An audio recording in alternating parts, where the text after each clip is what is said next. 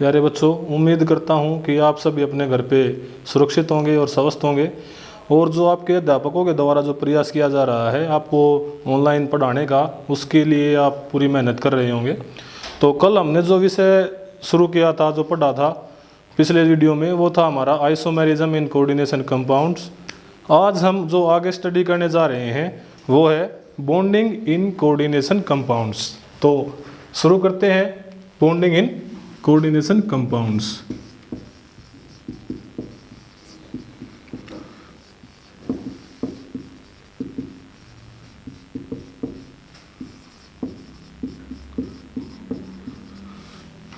तो जैसे ये फील्ड बिल्कुल नया था तो कोई ना कोई साइंटिस्ट जो है इस फील्ड को स्टडी करना चाह रहा था। तो पहला जो साइंटिस्ट था हमारा जो इस फील्ड को स्टडी किया जिसने, वो था एल्फ्रेड वर्नर। वर्नर ने 1892 में इस फील्ड में शुरुआत की, इसको काफ़ी स्टडी किया। उसने कोबाल्ट क्लोराइड और अमोनिया के बीच बहुत ज़्यादा रिएक्शंस करवाई, उनके प्रोडक्ट तैयार किए और उनके साथ में AgNO3 नामक जो सॉल्यूशन है उसकी रिएक्शंस करवाई। उसके बाद उसने उनको एक टेबल की फॉर्म में अरेंज किया। वो टेबल हम बनाते हैं, समझते हैं कि कैसे उसने उसकी फिजिकल प्रॉपर्टीज़ को पढ़ा, कैसे केमिकल प्रॉपर्टीज़ को पढ़ा, AgNO3 सॉल्यूशन का उनके ऊपर इफेक्ट क्या रहा। ठीक है, तो कोबाल्ट क्लोराइड एंड अमोनिया, इन दोनों की रिएक्शन करवाने के बाद उसने बहुत ज़्यादा प्रोडक्ट्स बनाए। वो प्रोडक्ट हम एक टेबल में अरेंज करते हैं।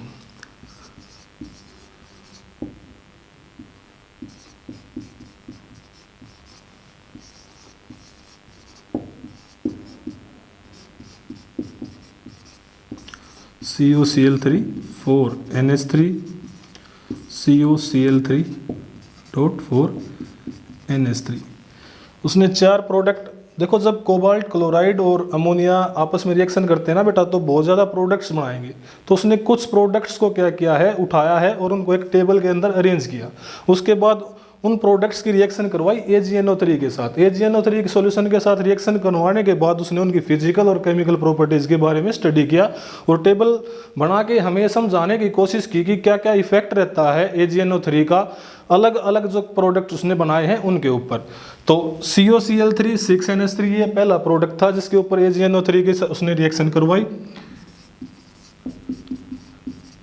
जब AgNO3 ने इसके साथ रिएक्शन की तो इसमें से 3 मोल हमें AgCl के मिले, AgCl सिल्वर क्लोराइड के।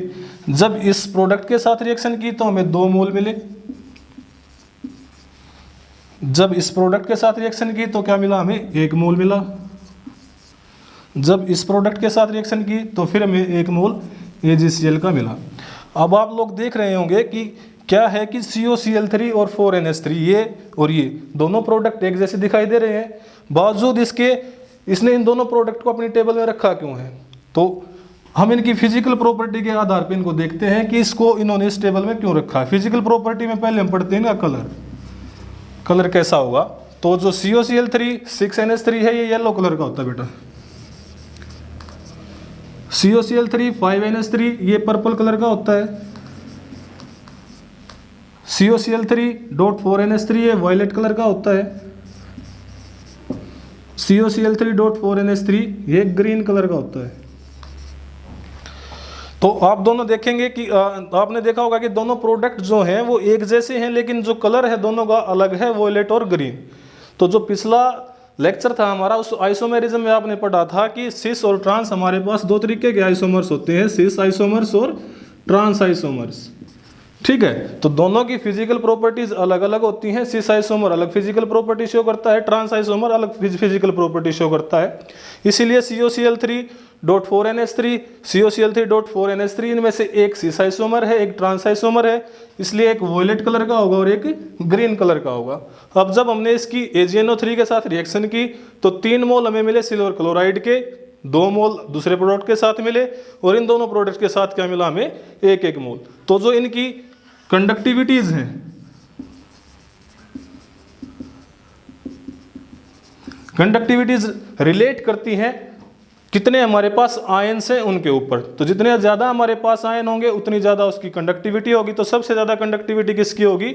COCl3.6NH3, इसकी कंडक्टिविटी सबसे ज़्यादा होगी क्योंकि इसके पास कितने हैं? 3 AgCl, यानी 3 मोल मिले हमें Cl नेगेटिव के। तो 3 आयन मिले हमें Cl नेगेटिव के, जितने ज़्यादा आयन्स उतनी ज़्यादा हमारी कंडक्टिविटी। उससे कम कंडक्टिविटी किसकी होगी? जिसके पास उससे कम आयन्स हैं। यहाँ पर हमारे पास 2 सिल्वर क्लोराइड है तो इसकी उससे कम कंडक्टिविटी। इन दोनों की सबसे कम कंडक्टिविटी होगी क्योंकि इनके पास क्या क्या है? सिर्फ एक क्लोरीन नेगेटिव आयन्स हैं भाई, ठीक है। तो आगे जब इनको कितने टोटल आयन्स मिलेंगे हमें वो देखा गया, तो आप अलग अलग करें। एक हमारा जो प्रोडक्ट रहेगा वो ब्रैकेट के अंदर रहेगा और क्लोरीन आयन्स क्या रहेंगे? बाहर रहेंगे ब्रैकेट से। तो COCl जो CONH3 ये तो एक ब्रैकेट के अंदर रहेगा, पॉजिटिव आयन है हमारा कैटायन। और जो Cl नेगेटिव है ये क्या हमारे पास? 3Cl नेगेटिव, ये है एनायन। अगले में क्या होगा भाई? CONH3 positive, 2Cl negative. उससे अगले में बेटा CONH3 Cl नेगेटिव, और सेम इसमें CONH3 Cl नेगेटिव। तो जो टोटल आयंस, देखो CBSE यहाँ से क्वेश्चन बनाती है, एक नंबर में क्वेश्चन पूछा जाता है। CBSE ने 2 या 3 बार क्वेश्चन दे चुके हैं वो, कि कितने आयंस मिलते हैं हमें। तो बच्चे कहाँ गलती करते हैं? बच्चे गलती करते हैं कि कितने क्लोरीन हैं, ठीक है, उसी के आधार पे वो बता देते हैं कि हमें 3 आयन मिले हैं। ऐसा नहीं है, देखो एक कैटायन मिलेगा हमें और 3 नेगेटिव आयन। टोटल आयंस जो हमारे पास वो कितने हो जाएंगे? 1 ये और 3 ये, 4, ठीक है ना। तो 4 हमारे पास कैटायन, एनायन और कैटायन मिलकर टोटल आयन कितने हो जाएंगे? 4। तो क्वेश्चन राइज होता है कितने आयंस मिलते हैं, ना कि ये कि कितने डिसोसिएट हुए, ठीक है। तो जो क्वेश्चन आप उसको स्टडी करें उसके अकॉर्डिंग आपका जो आंसर होना चाहिए। तो आंसर में क्या आएगा कि 4 हमें आयंस मिलेंगे। इसके बाद उसने जो थ्योरी रखी, थ्योरी क्या होती है? एक अवधारणा होती है। थ्योरी का मतलब है हम अपने विचार प्रस्तुत कर रहे हैं किसी चीज के बारे में, ठीक है। कोई ऐसा जरूरी नहीं है कि सभी उन विचारों से सहमत हो। हाँ, तो बेटा जो एल्फ्रेड वर्नर ने जो थ्योरी रखी, उस थ्योरी में क्या बताया उसने? जो ये पूरी की पूरी टेबल स्टडी की, उसके आधार पे उसने अपने विचार रखे। विचारों का मतलब ये नहीं है कि आप लोग उनसे सहमत हों। जो थ्योरी होती है पहले उसको स्टडी किया जाता है, स्टडी करने के बाद उसके ऊपर रिसर्च होती है। रिसर्च होने के बाद क्या होता है कि जो बातें कही गई हैं वो सही है या नहीं है, उसके आधार पे वो लॉ में कन्वर्ट हो जाते हैं। अगर वो बात सही है, यूनिवर्सल है, तो उसको लॉ में कन्वर्ट कर दिया जाता है। अगर उस थ्योरी में कोई कमी है तो कोई फर्दर आगे रिसर्च करता है और उस बंदे की जो थ्योरी है वो आगे रख दी जाती है। तो एल्फ्रेड वर्नर इनऑर्गेनिक केमिस्ट्री के फादर भी जाने जाते हैं क्योंकि इन्होंने सबसे पहले कोऑर्डिनेशन कंपाउंड्स को स्टडी किया था। तो नोबेल प्राइज भी इनको मिला है इनऑर्गेनिक केमिस्ट्री में, और इनऑर्गेनिक केमिस्ट्री के फादर माने जाते हैं, ठीक है। तो इन्होंने जो जो पॉइंट्स रखे अपनी थ्योरी में वो क्या क्या है? पहला पॉइंट आपने देखा होगा कि यहाँ पर 2 तरीके के आयन मिले हमें, एक कैटायन मिला था और एक एनायन मिला था हमें। तो जो एनायंस थे वो क्या थे? बाहर आ रहे थे भाई, और कैटायन किसी एक ब्रैकेट के अंदर बंद थे, यानी वो एक कॉम्प्लेक्स मॉलिक्यूल के अंदर थे। और जो एनायंस थे वो सिंपल आयंस दिखाई दे रहे थे हमें। तो पहला पॉइंट क्या रखा इसने कि कोई भी जब कोऑर्डिनेशन कंपाउंड बनता है तो वहां पर जो सेंट्रल मेटल एटम होता है उसके पास 2 तरीके की वैलेंसीज होती हैं। पहली वैलेंसी है प्राइमरी वैलेंसीज, जो दूसरी वैलेंसीज है वो है हमारे पास सेकेंडरी वैलेंसीज।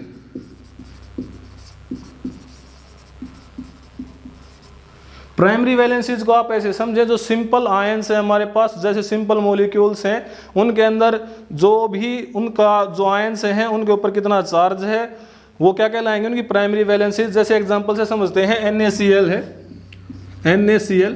तो यहाँ पर मेटल एटम देखेंगे आप, सोडियम है, सोडियम के ऊपर पॉजिटिव 1 चार्ज है, तो इसकी प्राइमरी वैलेंसी क्या हुई? 1, क्योंकि ये सेटिस्फाई किसने कर दी? Cl नेगेटिव ने, ठीक है। टोटल चार्ज कितना रह जाएगा? क्योंकि कोई भी मॉलिक्यूल जो बनेगा उसके ऊपर न्यूट्रल वो चार्ज 0 होता है, तो Cl नेगेटिव ये आपस में कट हो जाएंगे, टोटल चार्ज 0 रह जाएगा। तो प्राइमरी वैलेंसीज को जो मॉडर्न साइंस है उसके अंदर क्या कहा जाता है? Oxidation state.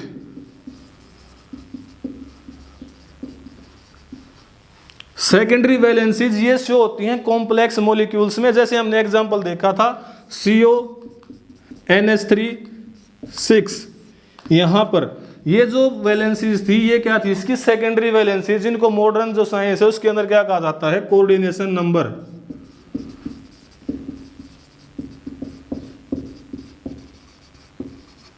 आप लोगों को जो ऑक्सीडेशन स्टेट है और कोऑर्डिनेशन नंबर है, इससे इनको याद करना है। ये प्राइमरी वैलेंसीज और सेकेंडरी वैलेंसीज है हमारी।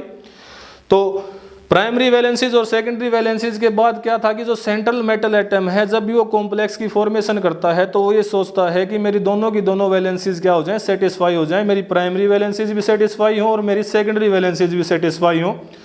जो प्राइमरी वैलेंसीज हैं वो क्या कर सकती हैं, वो सेकेंडरी वैलेंसीज का काम कर सकती हैं, लेकिन जो सेकेंडरी वैलेंसीज हैं वो प्राइमरी वैलेंसीज का काम नहीं कर सकती। आपको इस पॉइंट को नोट करना होगा कि जो प्राइमरी वैलेंसीज हैं वो सेकेंडरी वैलेंसीज की जगह ले सकती हैं, लेकिन जो सेकेंडरी वैलेंसीज हैं वो प्राइमरी वैलेंसीज की जगह नहीं ले सकती। सेंट्रल मेटल एटम क्या सोचता है कि उसकी दोनों वैलेंसीज क्या हो जाएं, सेटिस्फाई हो जाएं। एक एग्जाम्पल से समझते हैं, जैसे प्राइमरी वैलेंसीज सेकेंडरी वैलेंसीज जगह कैसे ले सकते हैं। जैसे हमने शुरुआत में जो एग्जांपल्स लिए थे, COCl3.6NH3, यहां पर देखेंगे तो 6NH3 इसकी सेकेंडरी वैलेंसीज है, क्योंकि कोऑर्डिनेशन नंबर इसका कितना है, 6, और Cl3 3 नेगेटिव आयंस हैं, ये इसकी क्या है, प्राइमरी वैलेंसीज। ये सेकेंडरी वैलेंसीज हैं और ये प्राइमरी वैलेंसीज हैं। अब अगर हमारे पास कंपाउंड है COCl3.5NH3, कोऑर्डिनेशन नंबर इसका भी कितना है, 6 है, लेकिन अमोनिया कितने हैं इसके पास, 5, तो 5 तो ये हो गए इसके कोऑर्डिनेशन नंबर में, यानी सेकेंडरी वैलेंसीज ये होगी। एक क्लोरीन क्या करेगा, अब इस सेकेंडरी वैलेंसी की जगह ले लेगा, यानी वो इसमें से आयन कितने बार आए थे, आपने देखा था 2 Cl नेगेटिव आयन बार आए थे। क्यों बार आए थे, क्योंकि एक जो क्लोरीन है उसने सेकेंडरी वैलेंसी की जगह ले ली है। प्राइमरी वैलेंसीज जो होती हैं वो आयनाइजेबल होती हैं, और जो सेकेंडरी वैलेंसीज होती हैं वो नॉन आयनाइजेबल होती हैं। यानी प्राइमरी वैलेंसीज कॉम्प्लेक्स, जो भी हमारा कॉम्प्लेक्स है उससे बाहर आ सकती हैं आयनाइज होके, सेकेंडरी वैलेंसीज आयनाइज नहीं होती हैं। ठीक है, तो जो एक क्लोरीन है, क्लोरीन ने क्या किया, सेकेंडरी वैलेंसी की जगह ले ली, तो इसलिए इसमें आयनाइज नहीं हो पाया। सिर्फ 2 ही क्लोरीन जो प्राइमरी वैलेंसी की जगह लिए हुए थे वो आयनाइज हो पाए।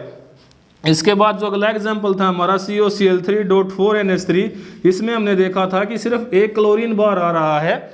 इसका मतलब क्या है कि यहाँ पर 2 क्लोरीन ने प्राइमरी वैलेंसीज की जगह ना सेकेंडरी वैलेंसीज की जगह ले ली है, सिर्फ एक क्लोरीन जो था वो प्राइमरी वैलेंसी के रूप में रहा था। तो प्राइमरी वैलेंसीज कौन सी हैं, ऑक्सीडेशन स्टेट, ये क्या होती हैं, आयनाइजेबल होती हैं। सेकेंडरी वैलेंसीज कौन सी है हमारी, कोऑर्डिनेशन नंबर, ये क्या होती हैं, नॉन आयनाइजेबल होती हैं। प्राइमरी वैलेंसी सेकेंडरी वैलेंसी की जगह ले सकती हैं, सेकेंडरी वैलेंसी प्राइमरी वैलेंसी की जगह नहीं ले सकती। अब इसके स्ट्रक्चर बनाते हैं कि क्या होता है, कहाँ ये कोड, एक पॉइंट और है इसकी थ्योरी का, जो 4th पॉइंट है हमारा, वो है जो सेकेंडरी वैलेंसीज हैं ये डायरेक्शनल होती हैं, डायरेक्शनल इन नेचर। ठीक है, डायरेक्शनल इन नेचर का मतलब क्या है कि जो कोऑर्डिनेशन कंपाउंड है ये हमारा कोवलेंट बॉन्ड का ही एक एग्जांपल है। और कोवलेंट बॉन्ड क्या होते हैं, नेचर में कहीं ना कहीं किसी ना किसी डायरेक्शन में होते हैं। अब कोई बॉन्ड अगर किसी डायरेक्शन में होगा तो क्या होगा, उसकी स्ट्रक्चर के बारे में भी जरूर बताएगा। तो सेकेंडरी वैलेंसीज क्या करती हैं, स्टीरियो केमिस्ट्री बताती हैं, स्टीरियो केमिस्ट्री, यानी स्पेस में ओरिएंटेशन कैसी है, स्पेस ओरिएंटेशन, यानी उसकी स्ट्रक्चर क्या है। ठीक, तो एक एग्जांपल लेते हैं हम, COCl3.6NH3, यहाँ पर इसका कोऑर्डिनेशन नंबर 6 है। इसका मतलब क्या है कि जो कोऑर्डिनेट बॉन्ड इसने बनाए हैं उनकी जो स्पेस में ओरिएंटेशन है वो 6 डायरेक्शंस में है। तो 6 डायरेक्शन में ऑक्टाहेड्रल हमारी शेप आती है, ऑक्टाहेड्रल। वो शेप कैसी होगी, यहाँ सेंट्रल मेटल एटम है हमारा, 4 direction within the plane होंगे, NH3 NH3 NH3। अब जैसे ये बोर्ड है ये हमारा 2 डायमेंशन में है, ठीक है ना बेटा, जो बोर्ड है हमारा ये क्या है, 2 डायमेंशन में है।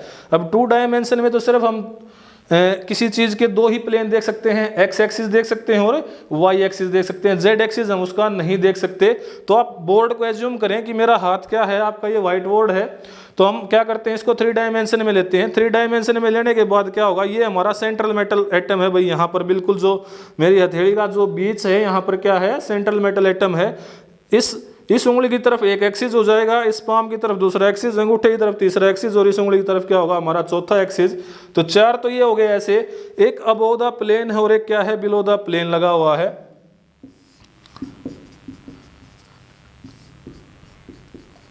ये क्या है, हमारी ऑक्टाहेड्रल ज्योमेट्री है। अब जो ये क्लोरीन्स बच गए हैं, ये क्या करेंगे, ये करेंगे कि ऐसी जगह पे हम जाने की कोशिश करें जहां पर मिनिमम रिपल्सन हो। तो मिनिमम रिपल्सन, ये एक दूसरे से दूर रहेंगे भाई।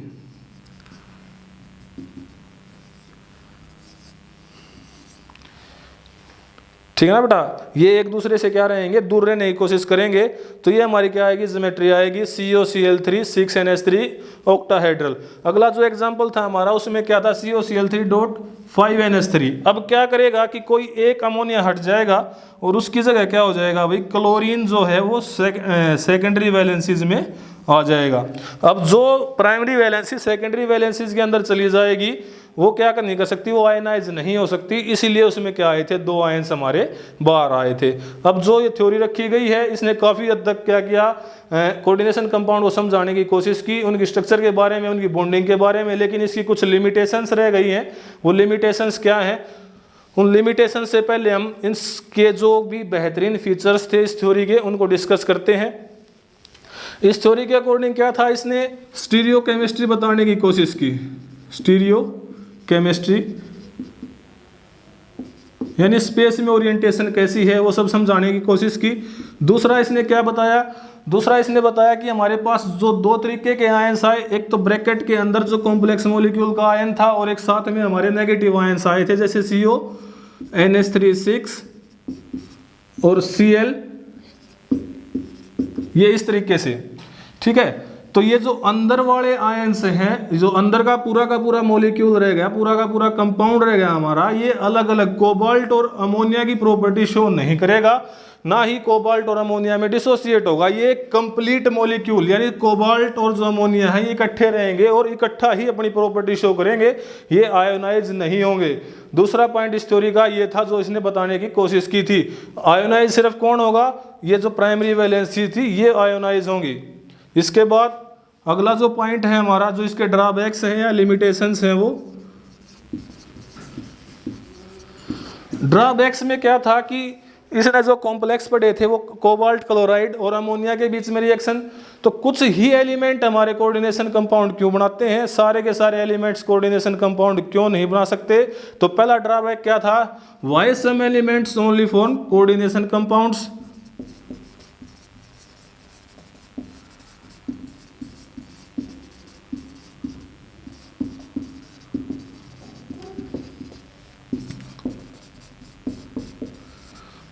दूसरा पॉइंट, ऑप्टिकल प्रॉपर्टीज क्या है, मैग्नेटिक प्रॉपर्टीज क्या है किसी कंपाउंड्स की, वो इसने कहीं भी डिस्कस नहीं किया।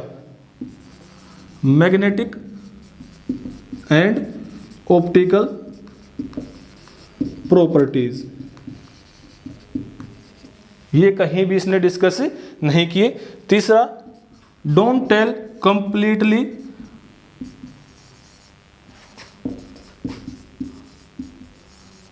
about the structure